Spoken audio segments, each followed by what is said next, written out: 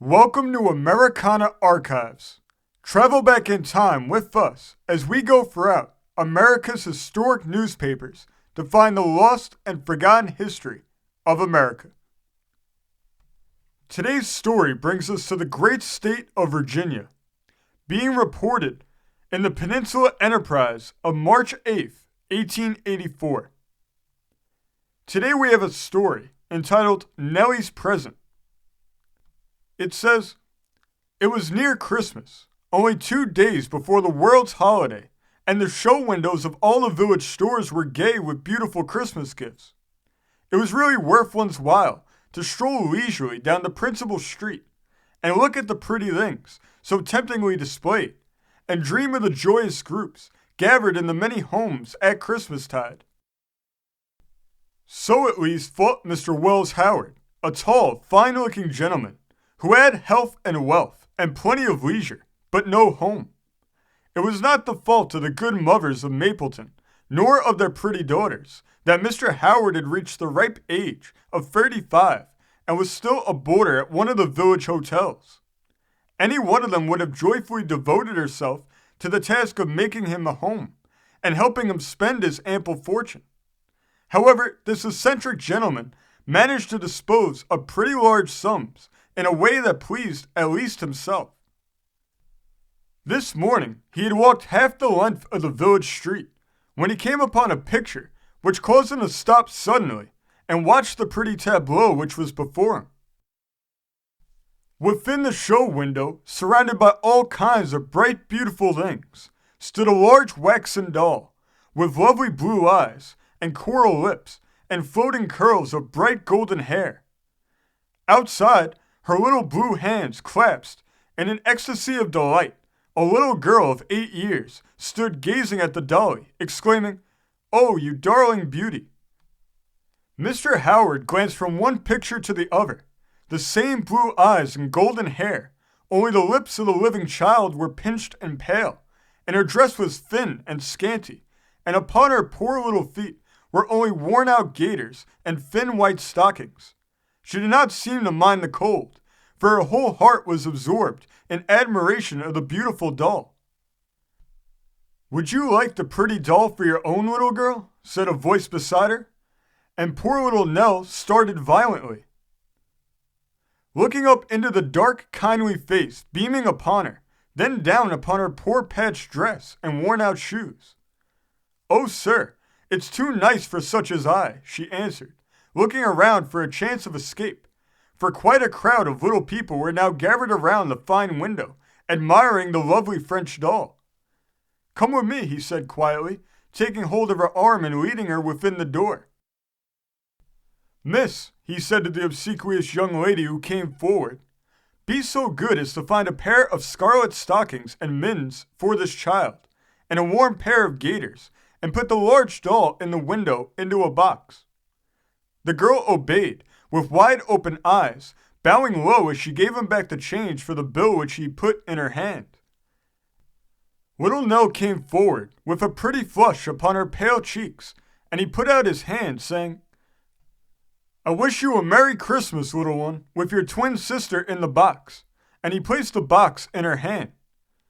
Nellie caught the extended hand and kissed it, while warm tears fell upon it, but when she tried to thank him, he was gone. It was not many minutes later that little Nell carefully opened the door of the poor little room which she called home, her eyes sparkling and her cheeks glowing with happiness. In one corner of the room, her father lay pale and hollow-eyed upon a poor-looking couch, while near the window sat her mother busily engaged at a sewing machine. She stopped a moment as the door opened and pressed her hand upon her side. "See, Mama, see, Papa," she exclaimed, holding up her scarlet mittens and her pretty clad foot. And oh, see, as she opened the box and held up the beautiful doll with its delicate robes of silk and lace, "it's my very own." "Who, what?" gasped the poor mother, then burst into tears. "Don't, Mama, don't cry. I'll tell you all about it. I haven't been naughty, indeed I have not." "Oh, darling, I know it's all right. You never took what was not your own. but it carries me back to the happy Christmas of my own dear old home." Then glancing toward the sick man, she said, "Now, dear, I will listen." Nellie told the story just as it occurred. "It must have been Howard. It's just like him," said the sick man. "But he doesn't know us," said Mrs. Lane. "No, very few people do. We've been here so short a time," he answered.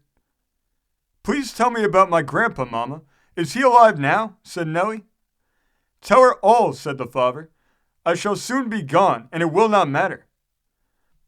I was working hard to get some shoes for those poor little feet for Christmas," said the mother tenderly. "Now I can rest for a few moments." Then she told her child the name of her grandpa and of the pretty home which was his and of her dear mother. But here she broke quite down and sobbed bitterly. "Why don't we go and see them if you love your mama?" said Nellie, kissing her mother's tear-stained cheek. "They will not let us come," said the sick man. "I stole your mother away from her happy home, and then I became a drunkard and broke her heart.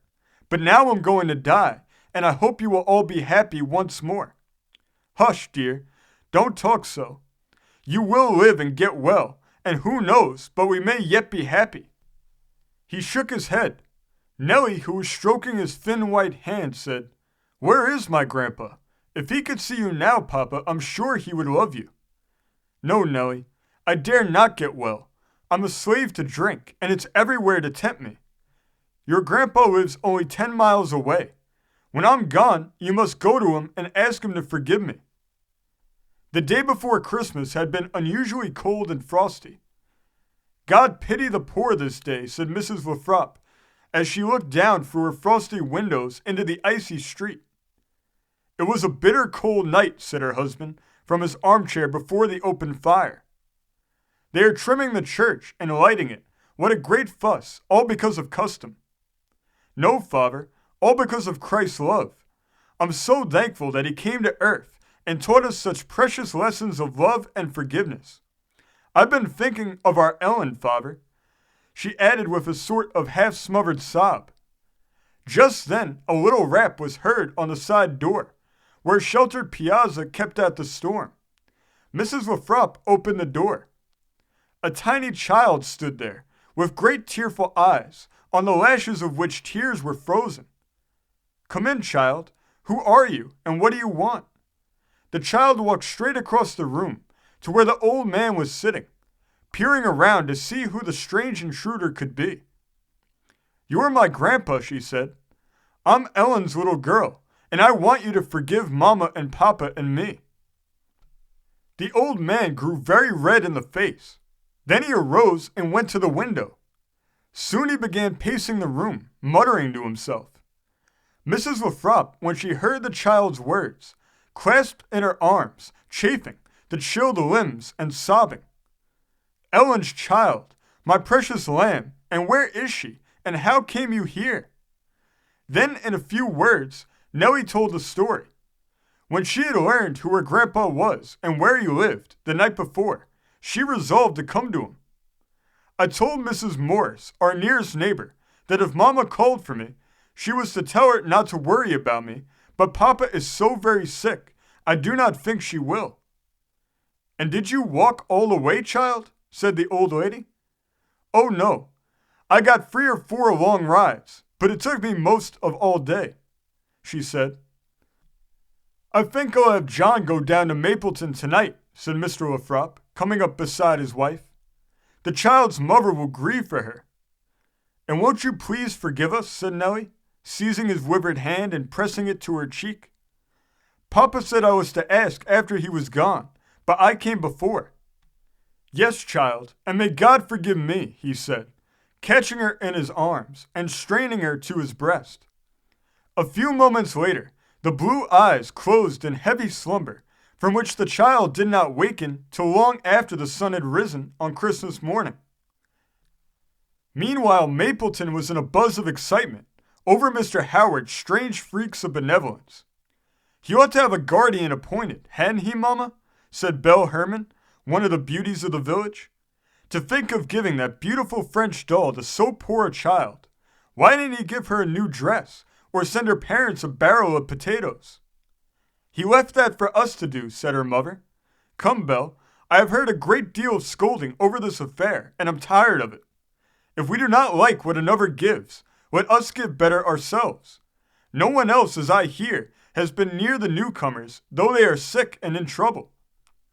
Later, on Christmas Day, some parties, either from benevolence or curiosity, called at the poor room, which had been Nellie's room, but it was vacant.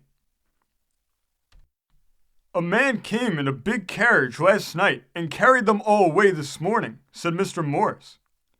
It's some of that child's doings, but how or what, I don't know. At the home of the Lafrops, there was light and gladness, although the white hollow cheek of one of the company told that this was the last Christmas Day that he would ever see upon earth. And now I can die content, he said. You all forgive the great wrong I have done you. Ellen and Nellie will be cared for, and I shall be beyond the reach of temptation. There was such joy and thanksgiving in the heart of the poor old mother that her face was radiant. For the dead's alive, the lost is found, she chanted in her inmost soul. The penitent wanderer died before the new year dawned, and they laid him away in his long-last slumber and buried the memory of all his faults with him. Ellen was again the loving, happy daughter, and Nellie with her darling Angela, for this was the name she had given her beautiful doll. They were inseparable companions.